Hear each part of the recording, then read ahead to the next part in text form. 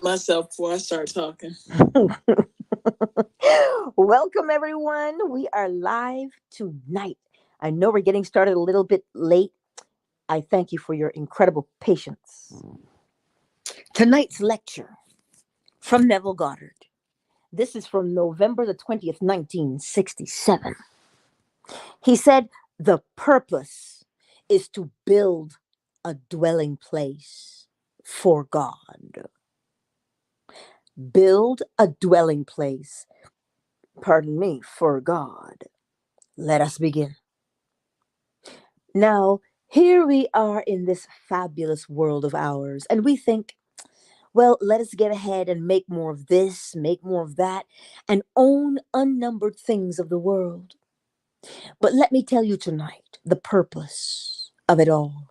It seems arrogant, but I'll tell you, we are building a temple for the dwelling place of God the Father. You and I. When the work is completed, we are God the Father without any loss of identity. We are contributing to this building of our individual structures. Blake, in his Vala, which he named The Four Zoas and subtitled A Dream of Nine Nights, in this he said, his fall into division and his resurrection to unity, and his fall into the generation of decay and death, and his regeneration by the resurrection from the dead. Man falls. And this man is generic man. It's God into this world of division. And then by resurrection into unity. And that unity is the one Father. The Bible speaks from beginning to end of a certain temple that is being constructed. Now, this passage, in fact, the entire four Zoas, William Blake associated with the 12th verse of the 6th chapter of Ephesians. He has a footnote to it, and he has the 6th chapter, 12th verse. And that is the conflict where we are not contending against flesh and blood, but against principalities, against powers, against the wickedness in heavenly places. The whole thing is mental. Well, who knows this very moment who is treading out the winepress of hate or the horrors of the world? And you and I walking this earth because we are one. It impinges upon us and tries to persuade us to act upon that which someone bathing himself in the state of hate is treading out. So in English, that means somebody's pissed off. And because we are one with that someone who is pissed off, they're imagining the worst of the worst to get even. And we start to think, oh, I should get even with this person and that person. And that is what impinges upon us to act out their behavior because we are all one. That's what it means. Carry on. Because you can't isolate yourself, we are one. You're going to contribute one day your temple, your building to the temple, which is the dwelling place of God the Father. Now, in this same book of Ephesians, in the second chapter, he took the last chapter and said this is what he experienced in these 9 nights, a dream of 9 nights, and told it beautifully. But in the second chapter, they're talking about a building, a temple. The whole structure was gathered together. In other words, each building harmoniously fitted together. That is 2nd Ephesians verses 21 and 22. For you are bringing your building. I am bringing my building. We are bringing our buildings. And they are simply living stones in the building of God. They grow into the building. As we are told, the whole structure is joined together and grows into the holy temple in the Lord, in whom you also are built into it as a living structure of God in the Spirit. Now, let me illustrate it with a story told me this past week by a lady who is present. Let me tell you, this lady is a mother. She recently had a little boy, so she's very much a woman. And here's her story as she wrote me in her letter. She said, I had a dream, and I was three people. These are her words. I was three people. First, I was myself, and yet I was a man. Because when I became the other, I remembered my former self as a man.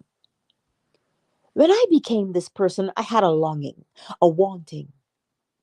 I lingered around, but there was a peculiar longing for a little green dog. I saw the little dog among others and with others, and I knew this little dog, and he shone like the sun. He was just like the sun, so radiant.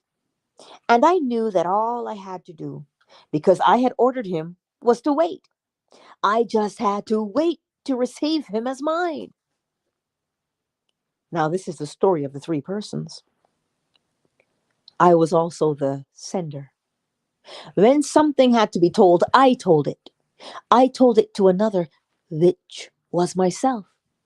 But whenever I told it, or it had to be told, I told it. So I told it to another who was myself. Well, when he had to retell it, I became the other. It's myself.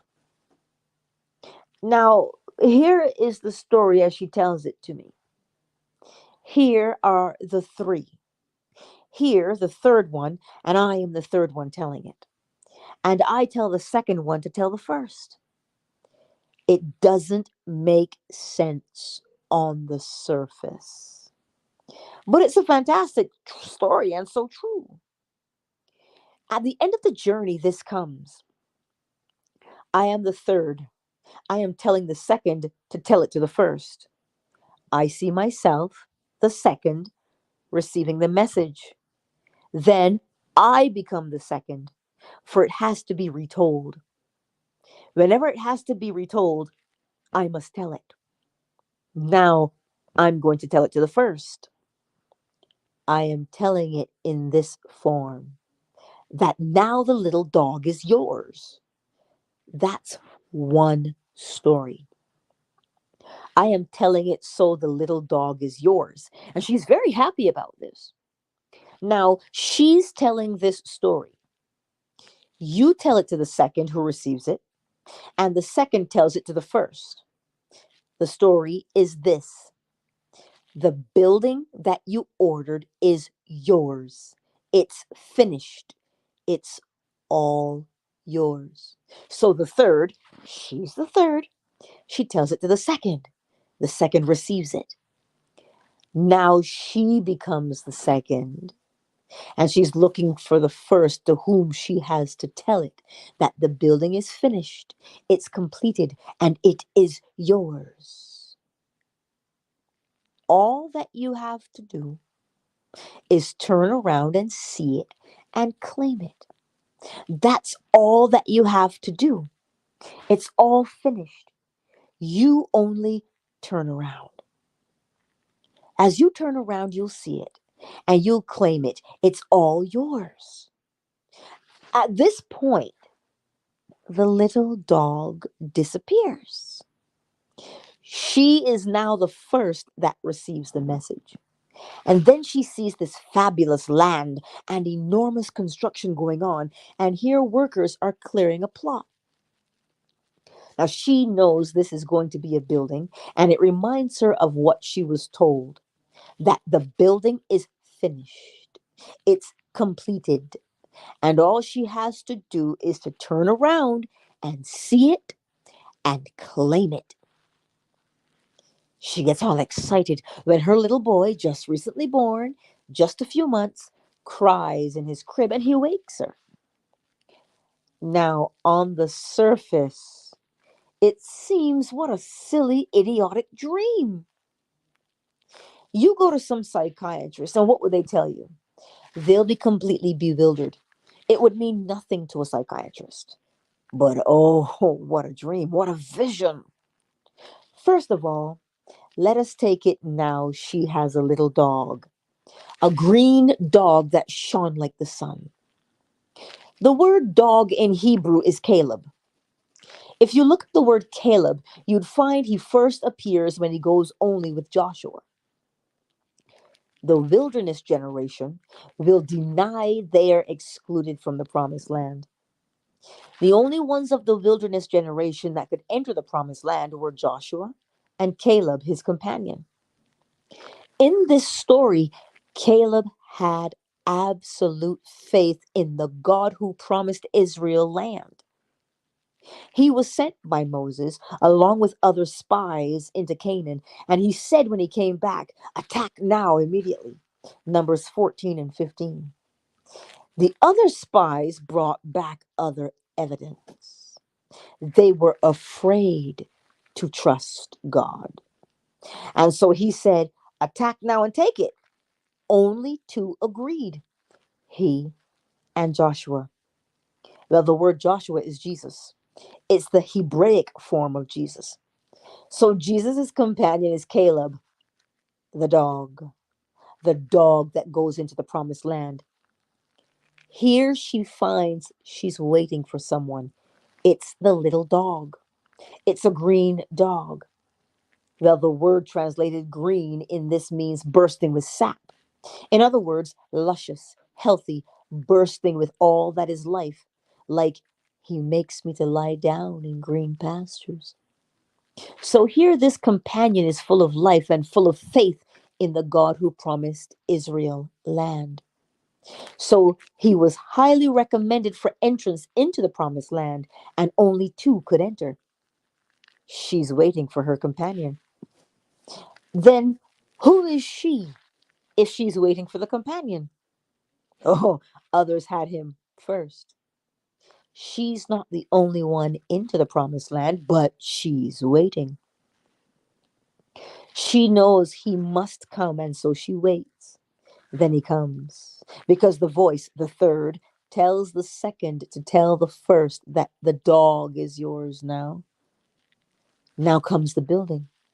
And the third, which is herself, she tells another who is herself. And as she tells the other, she is never the receiver. She's always the teller. She's always the sender, never the receiver. God only acts and is in existing beings or men. So the other seems to be another, but it is herself. So she tells it, and then she becomes it after it's told when she has to retell it. If she isn't going to retell it, she doesn't become it. If she isn't going to retell it, she doesn't become it. The minute she has to retell what was told to her to tell the other, she becomes the one who must tell it. Now she's going to tell the first, and so she goes now to tell the first. She's looking for the first. The dog now disappears. Why? She's in the land. She sees the structure going on. As she now becomes the first, seeing the structure, she's reminded that her building is finished. And all she has to do is to turn around and see it. Now, the two passages in scripture, one in the book of Acts, the 12th chapter, the 11th verse, and then you'll find it in the 15th chapter, the very last of the 15th chapter, or rather, read the whole thing concerning the prodigal son. He came to himself. That phrase, came to himself, is one Greek word translated came to himself. It's when you awake after fainting. In the book of Acts, Peter was in prison and shackled with chains, and soldiers guarded him, and he was completely in the cell alone. And the angel of the Lord appeared in the cell and touched him and told him to rise. He rose and came to himself. That same phrase, Came to himself is translated came to himself. But take all the definitions as given to us in the concordance. And one is turn around. She turned around. And one is it is fulfilled. One is it is finished. To be married. All this is part of the phrase came to himself. And she heard the words or knew the words. All you do is turn around. As you turn around, you behold the finished structure. It is yours. This living stone that you now contribute to the overall picture, which is the temple of the living God, where all contribute. Each become the living stone in that one structure. I am going to tell her from my own experience, you can't turn around by turning physically this way. Neither can you, although you might try it, turn within your own body and turn around. You can't do it that way either. So don't try to do it. You will be turned around. I know from my own experience, it's a force beyond the wildest dream of man, anything known to man. And when it's centered upon you, it would take all the powers of eternity multiplied by the nth degree, and still they couldn't turn you around. I tried it. I tried to turn it. I knew if I turned what would happen. I knew it. And the force at the base of my skull, well, you might just as well take all the powers of the world and center it on my skull. That's what it felt like. I tried, and I knew I couldn't do it. I made every effort and couldn't do it. Not until the end. Go back to Blake, to William Blake.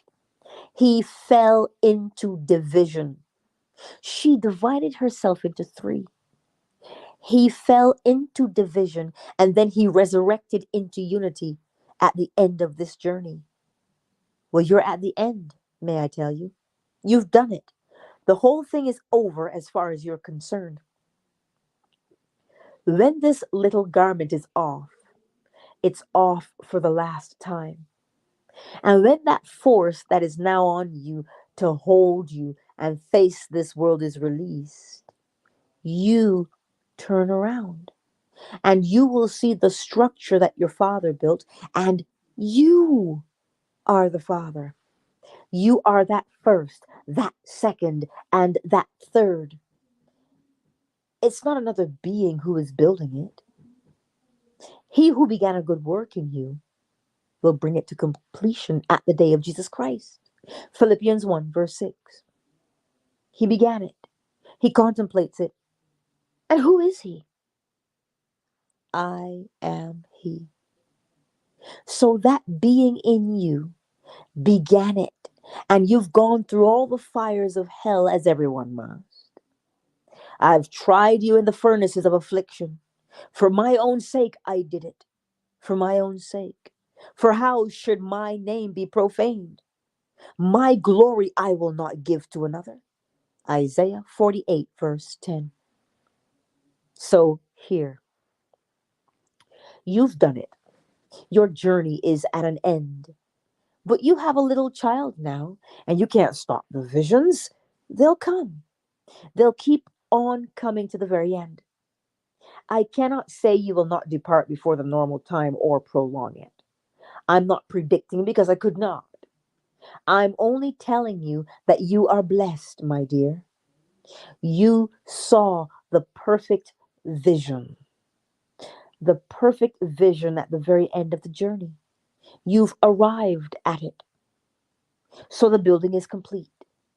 Not one more brick can be put into it. It is finished. All you have to do is simply turn around. You can't turn by making any effort known to man. And there's no direction, because you're going to be held with your face to the granite until the end and finish it that way. So when Paul said, I have fought the good fight, let no one tell you he was simply exaggerating. It is a fight.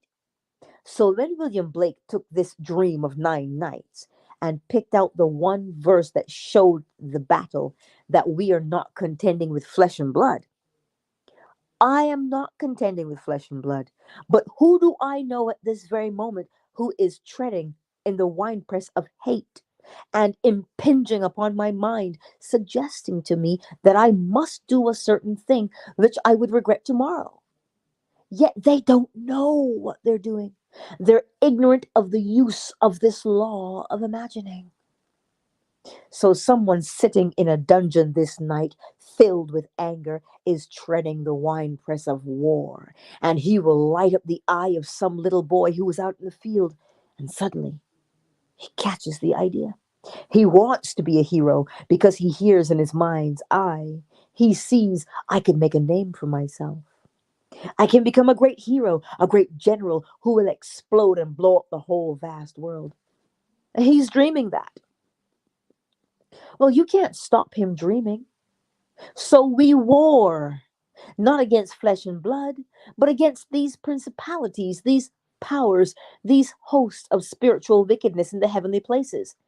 And heaven is within you. Luke 17:21. It's all within.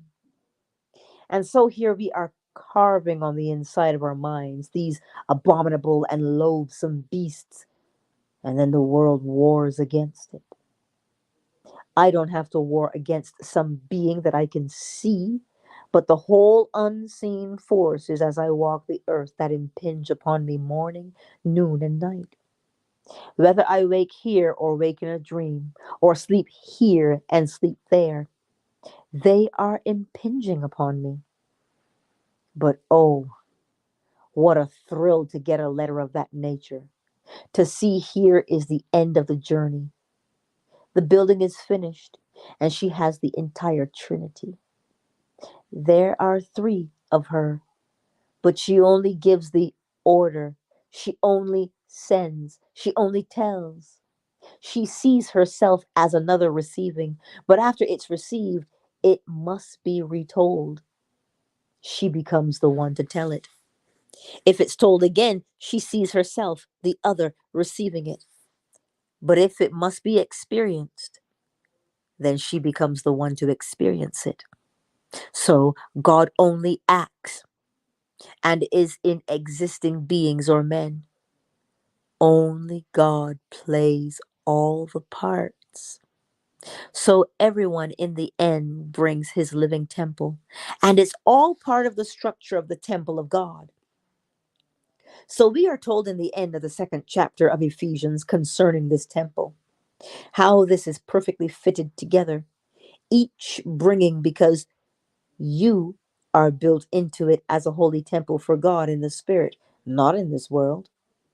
People build these cathedrals and all these things, and they do speak in the scripture that the church is the body of Christ. But the church is not that. The church is simply the communion, the assemblage of the redeemed, of those who have finished the building, and the Father in them finished it. And so you and I play all the parts. We receive it, and then we carry on building. She came upon that land, an inner land, and here the structure was all taking place, all the construction going on. Then the workmen emptying a place, leveling a place, and she knew a building is going here. At that moment, she knew this building was going here, and it reminded her that her building was finished. And she saw it perfectly, even to the dog. The only two who cross into the promised land were Joshua, which means Jesus, and his companion, the dog Caleb. And he shone like the sun. Then when you get into the land, he disappears. He's only the companion who shines like the sun to lead you into it. And then Joshua is there. So Jesus takes everyone in. And who's Jesus? Your own wonderful human imagination. That's Jesus. So I tell you, this is the most fantastic story. Here is another one. Separated three. 3 years. Well, 3 is associated with resurrection. 3 years ago, this lady had this experience. In her dream, she saw this creature that she could hardly believe could ever be embodied in a man. Everything that any woman could desire as man, he embodied, but everything. It took time in the dream. There was a passage of time as you can sense it in a dream. A romance developed, an engagement took place, and came the moment of what she thought to be a wedding. And she put on her loveliest gown of the evening and retired in the hope. He came into the room, and he said to her in a solemn manner, "Not yet." And she, in absolute confidence, accepted that when he said to her, "I will return." It's been 3 years since, and then now, this month of November, the same individual returns. I won't go into the details of seeing her parents and friends of her parents, the four of them who were gone from this world, and how she recognized them, how they were pointing at each other. That is irrelevant to the point. But suddenly she looks up, and here he is and reads her mind. Because she sees now he has returned and kept his promise, and implies by a look. And as she interpreted the look, he has returned to complete the promise of marriage. Now, you're told in Isaiah, your maker is your husband. The Lord of hosts is his name. Isaiah 54, verse 5. So this is beautiful symbolism. It's all symbolism. She's not about to meet in this world of ours, in flesh and blood, a man of such magnitude. No, this is simply the symbol of the being that is spoken of in Isaiah, that your maker is your husband. The Lord of hosts is his name. So I can't tell you my thrill when I hear these things coming through from this audience. Here I can tell her it hasn't been consummated, but you had no assurance that the marriage took place, but you do have the assurance that he kept his promise, that I will come again and receive you unto myself, that where I am, there ye shall be also. And so here is the promise being kept. The other, the house, is finished. She won't turn around by any effort known to man. I tried it. Had I turned around, I would have vanished. They would have found us stiff in that bed the next morning, for I would have seen the temple that was finished, and I would have entered it. And having entered it, which is not of this age, but an entirely different age, I would have left behind this garment which belongs only to this age. But the work, as Paul says, I would like to depart and be with Christ, but it is far better. Pardon me, not far better in one sense, but it is more important at the moment to remain because of you, said he, and tell you of the visions, tell you of the dreams, to encourage you to persist, even though you are fighting against principalities and powers of darkness and all the horrors of the world, because a building is being constructed for you, not by another, by yourself, but something so deep, so wonderful. It's your Father who is yourself. For God is the Father, and He became you. I know that from my own personal experience. Before I came out west and took up residence here in 1956, when I lived in New York City, this 42nd Psalm unfolded within me this night. When we are told, as the deer panteth after the water brooks, so panteth my soul after thee. There was a thirst that only an experience of God could quench. And this night, here out of the blue, I find myself fulfilling the 42nd Psalm. And then these things I remember, said the psalmist, as I pour out my soul, how I went with the throng and led them in the procession to the house of God. And here, this enormous crowd that was going towards the house of God, made up of all the structures, as my friend wrote me concerning her building that is finished. We are going towards the house of God. It's still in the distance, may I tell you, and no one can see it. It's the invisible structure. But I am leading them towards the house of God. There's nothing on earth but a shadow of that house. It's not a temple built by human hands, because God does not dwell in houses made by hands. It is in eternity. I am leading this enormous throng when a voice sings out, and God walks with them. And then a woman at my side questions the voice. "Well, if God walks with us, where is he?" And the voice replies, "At your side." She turns to her side, looks into my face, and becomes hysterical. It strikes her so funnily because she's looking at me, a man of flesh and blood in this world. Then she questions the voice. "You mean Neville is God?" And the voice replies, "Yes, in the act of walking, or in the act of waking." It didn't say he's not awake. I knew I wasn't yet awake, but I was encouraged in the act of waking. Then the voice spoke only from within me, and no outer ear heard it.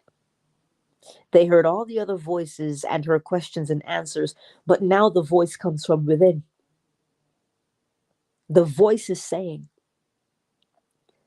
"I laid myself down within you to sleep, and as I slept, I dreamed a dream. I dreamed."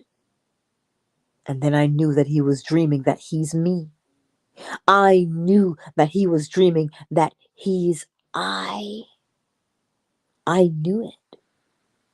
And at that moment, the memory came back because I felt the vortices in my body. These 5 vortices: my hands, my feet, the vortex of my head, and the vortex of my side. And I knew what it was to have experienced the crucifixion, and it was ecstasy, sheer joy. So, as Paul brings out in his letter to the Romans, the 6th chapter, if we have been crucified with him in a death like his, that is, if we have been united with him in a death like his, we shall certainly be united with him in a resurrection like his. He divides the tenses. The crucifixion is past, and it was sheer ecstasy. As we are told, he chose us in him before the foundation of the world. Ephesians 1 verse 4. So if he chose us in him before the foundation of the world, when the universal Christ gives himself up, because no man takes my life, I lay it down myself. I have the power to lay it down and the power to lift it up again. So when he deliberately lays himself down, then we are laid down with him, because he chose us in him before the foundation of the world. And now, if I am united with him in a death like his, I shall certainly be united with him in a resurrection like his. Well, then, I was, after the years went by, the resurrection took place in me, only confirming the story as told in Scripture. The crucifixion is told, the resurrection is told, and he rises in me. Then the structure is enhanced, for it grows. Listen to the words, and it grows. Here we're told in that 2nd chapter of Ephesians, at the very end of it, and not only is this whole thing fitly put together, but it grows in God. Ephesians 2 verse 21. So everyone comes, and by adding his structure, his living stone, then the temple grows and grows and grows until the whole thing is done. And the final curtain comes down, and the temple is perfect. It's the dwelling place of God, the Father. And you in that day will be God the Father. I will be God the Father, and we all will not lose our identity. All God the Father having predetermined the entire play and how it would come out. So no one can thwart it. No one can even delay it. They can't divert it. It's coming to its fullness. So her vision was perfect. And my other friend's vision was perfect. He kept his promise, returning in 3 years. 3 is always associated with resurrection. So the union will take place, and she'll tell me too.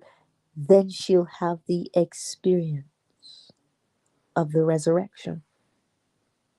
So I ask you to continue to test it on this level by practicing revision. When you see something in this world that is unlovely, don't accept it. Instantly revise it and see it as it ought to have been seen by you and by others, and persuade yourself to the best of your ability that it is so. Because what does it really matter if tonight you own the earth and then tomorrow you must depart and leave the earth that you think that you own to be divided among those hungry ones you leave behind you who would have killed you to get it? You can't take it with you. You'll go in and find yourself, may I tell you, in a world best suited for the work to be done.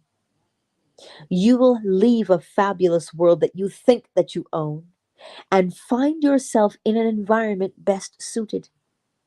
That environment may be serving up some little flap cakes, and you've left behind you a fabulous world where you owned it all. So what does it matter? But they don't know. They are 90, pushing 90, and they still want more of the world, and they own so much of it. I read here recently this past week, I think it was the New York Times, some article. No, it could be the morning paper. I'm not quite sure now. But he said that he served so many presidents in the White House going back to Wilson. He's an old gentleman to go back to Wilson and still be here with us. He came all the way through. He served Roosevelt, Hoover, Coolidge, Hardie, all of them. And he said not one would be considered to be a happy person. They were all miserable. And he wonders, what is that peculiar ambition that possesses a man to want to be president? Because not one, and he knew them all from Wilson on. Wilson went blotto, as you know. He was paralyzed and was not mentally functioning, but lingered as our president, and no one would tell the world.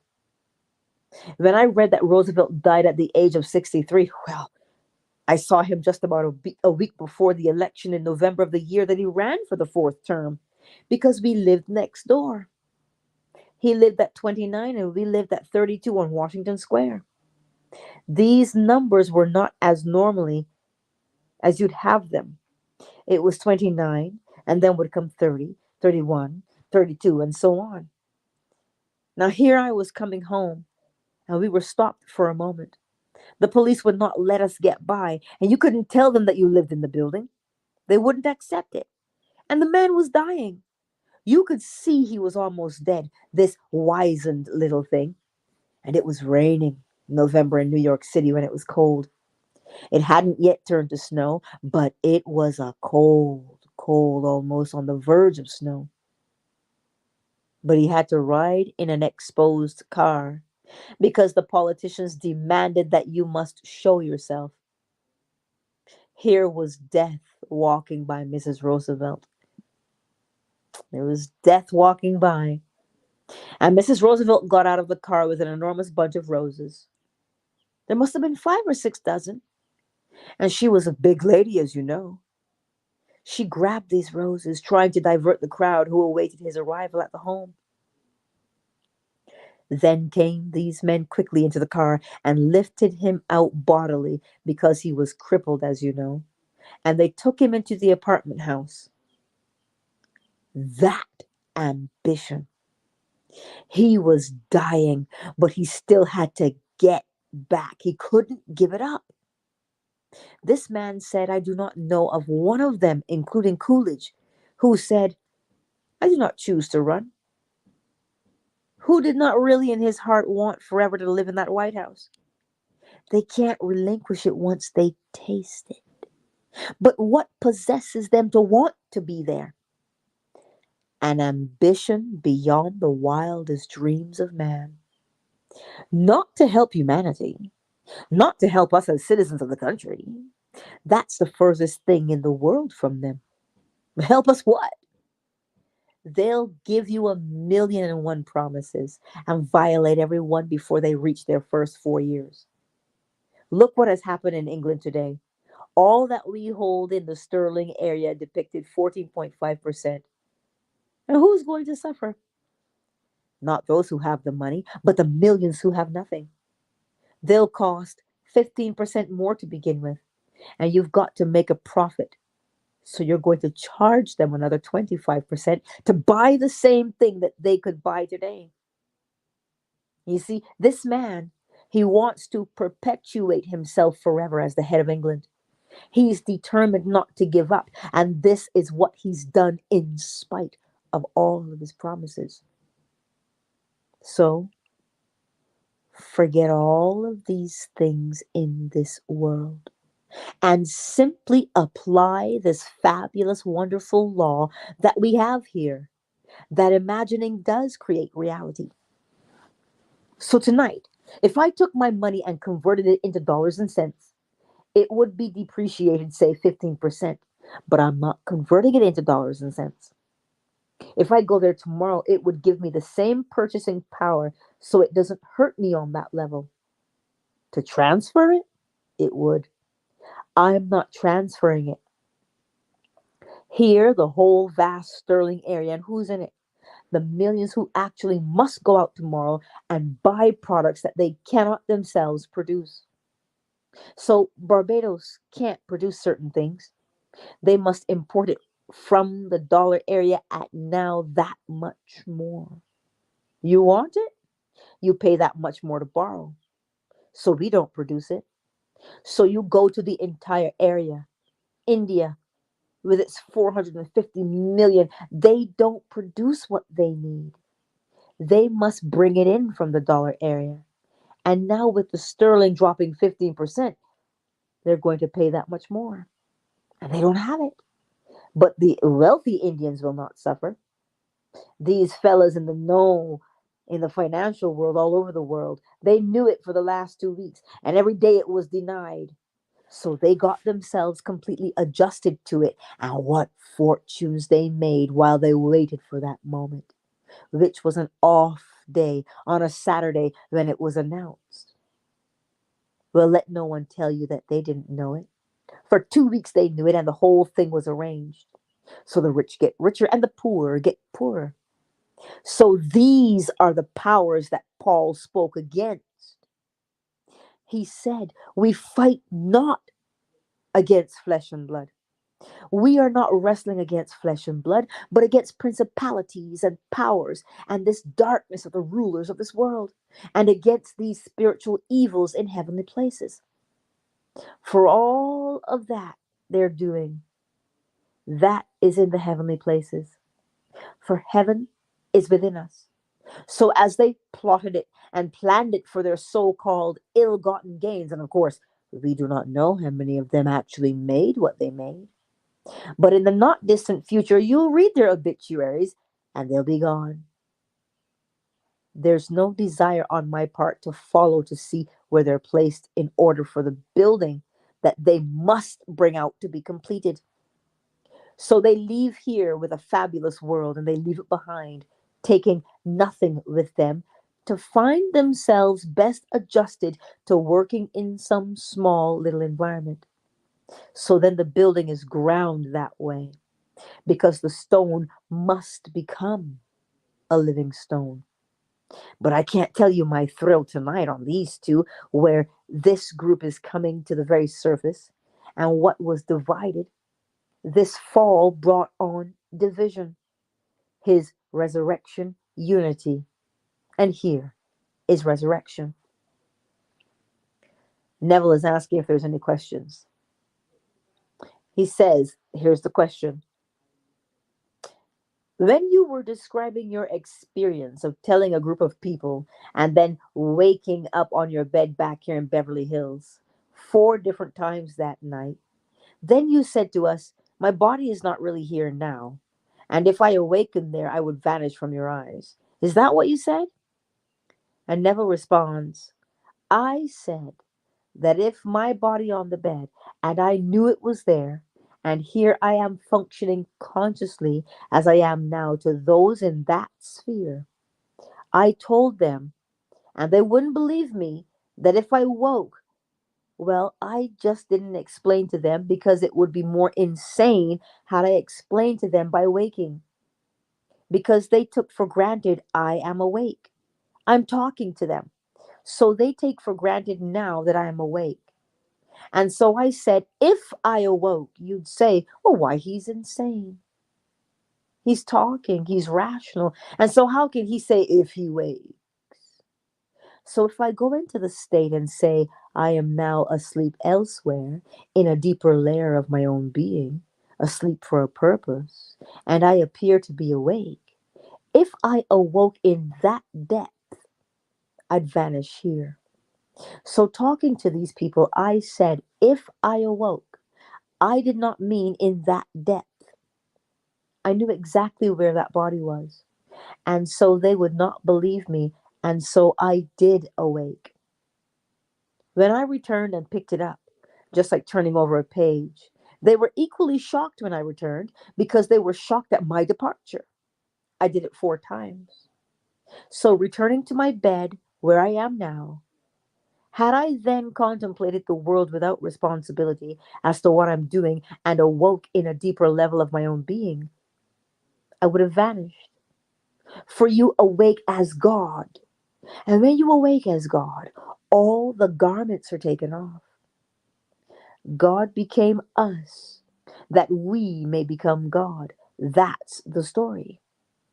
So in the end, all of these are only masks that we wear. Everyone is wearing a mask. God is the only actor. He is the supreme actor. But as my friend brought out in her letter, in every instance, she only sent. When she was the messenger, when she had to deliver the message, then she became the sender. Until she had to retell it, she was a messenger about the business of the other that was the sender. But the minute she had to retell it, then she was being himself. Well, now she knows the truth of what I have told her, that in the resurrection there is no sex. We are above the organization of sex. Here is a tender young lady who is a mother, and yet she knows that she was in this division of self, a man. But the important thing in her message, whenever something had to be told or sent, she was the one who told it. So if I tell it to this who receives what I'm telling, and I know that is another, it's myself, but it's another. I never have the experience of being the receiver. It's always the experience of being the sender or the teller, and it goes that way. It's the most perfect experience of this fabulous truth. Question: what's the symbology of the doors of Jerusalem? Answer: Neville says the gates of Jerusalem. Well, that lady's here tonight. When she comes to the gates of Jerusalem, the gates were closed because the entrance into Jerusalem cannot be through that gate.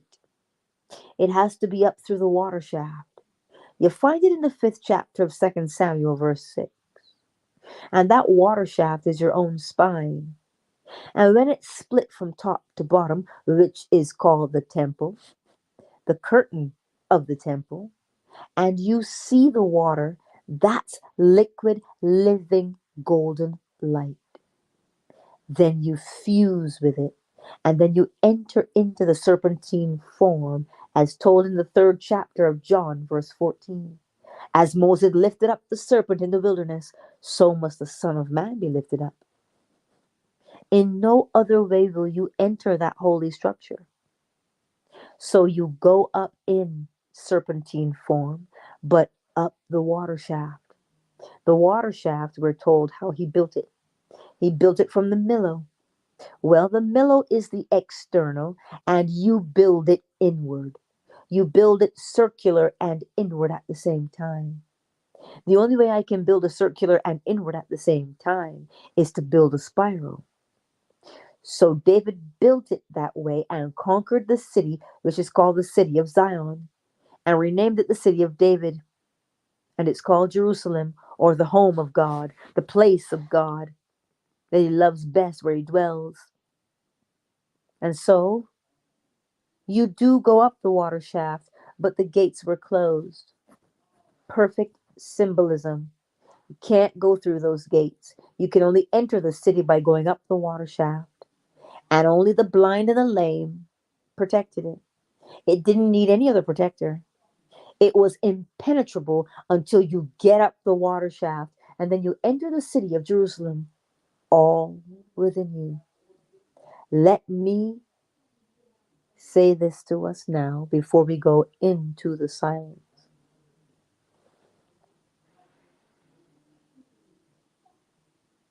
You know what it is that you want. It's funny because I've never read this lecture before that I can recall. And tonight, before I got here, I was speaking with some friends on the other app. And wouldn't you know, I had said that you deliberately make the choice. You deliberately make the choice to change your life. You don't fret and wonder how you are going to sort it out. This is why it's important as to how you fall asleep at night. Hear me. As you lay where you are,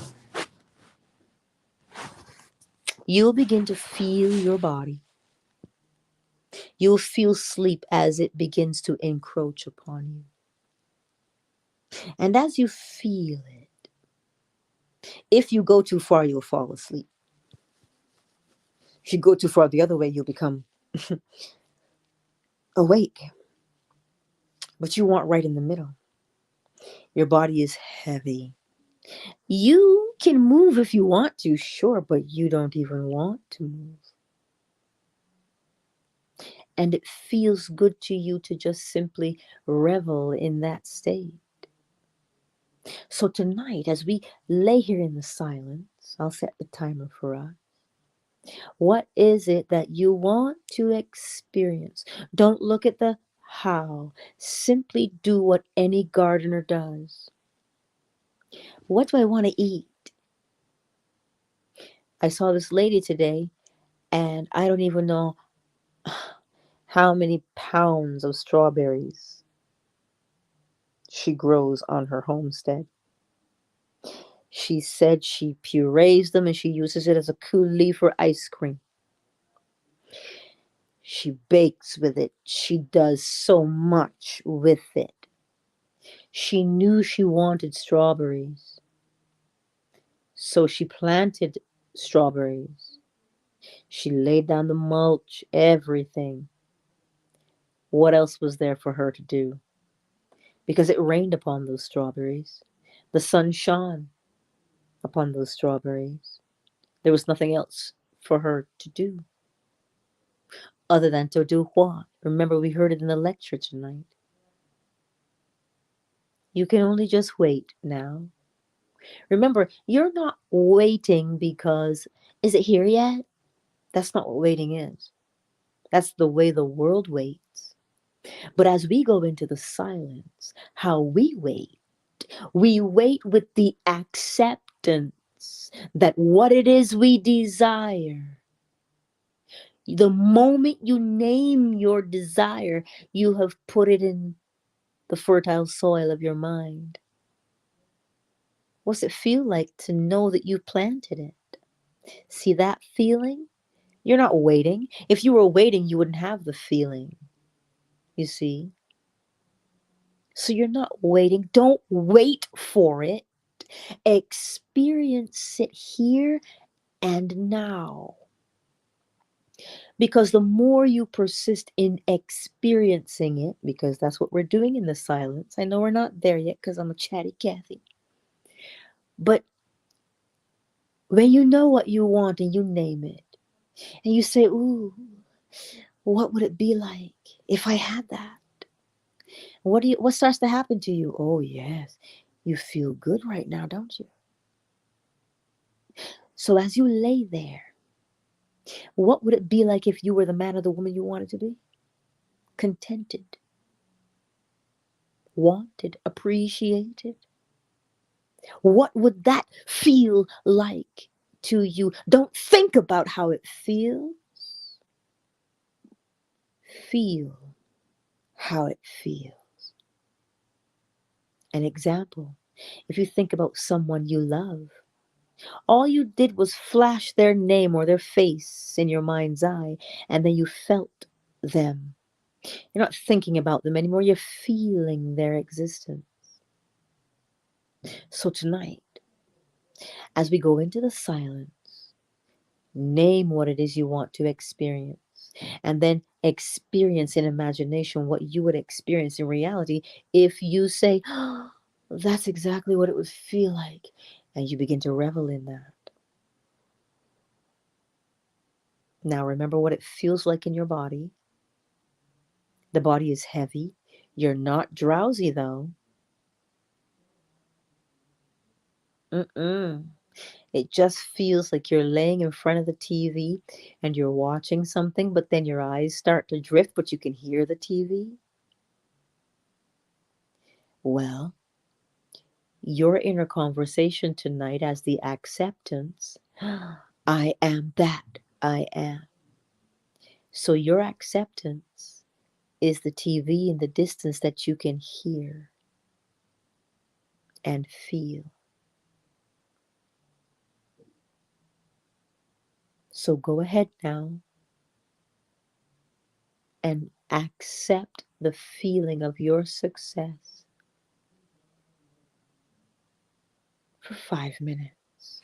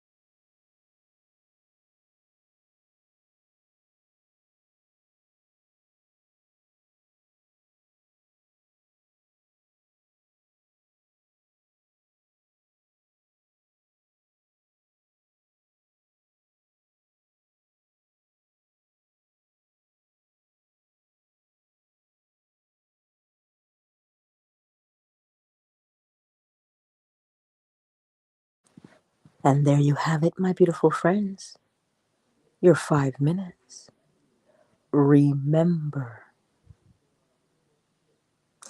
Remember to put yourself there. Let me describe it to you again. You're still. You're just laying there and you're still. And the body begins to get heavy. And you're going to feel sleep as it encroaches upon you. Don't fight it, nor do you surrender it. Don't surrender to it. Just, you know that it's there, but you give yourself a clear suggestion. I am, whatever that is, but we don't speak. We feel. I am, ... However many times you can feel it, how long you can feel it for, until you can no longer keep sleep at bay. And you just surrender. And you do it just as soon as you awake in the morning. Because they both have that same feeling. So anytime you catch yourself nodding off, yes, you get a piece of paper and you write down what your declaration is. I am ... And when you read it, you make yourself feel it. So anytime you're nodding off, whisper and feel that. Because it takes no effort from you. But if you have to, wear your headphones, I am this, and you're listening to these affirmations all day, this right here, that space right there, as you feel yourself wanting to surrender to the arms of lover, sleep. That's your lover's name, sleep. Before you surrender to it, make your declaration and feel it.